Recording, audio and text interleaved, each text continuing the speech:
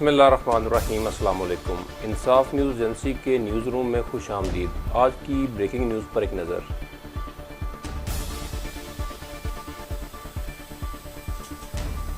Report شامل کرتے ہیں زیڈ بھٹی کی۔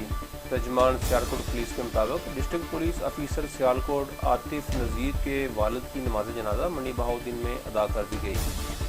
District police officer Sialkot Atif Nazir کے والد گرامی چودھری نذیر ایڈوکیٹ، جو گزشتہ روز حرکت قلب بند ہو جانے کی وجہ سے وفات پا گئے تھے، مرحوم کی نماز جنازہ ان کے آبائی گاؤں منی بہاؤدین کے علاقہ قدر شریف میں ادا کر دی گئی۔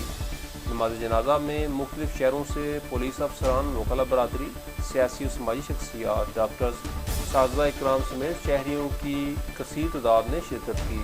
مرحوم چودھری نذیر احمد کو ان کے آبائی قبرستان میں سپرد حق کر دیا گیا۔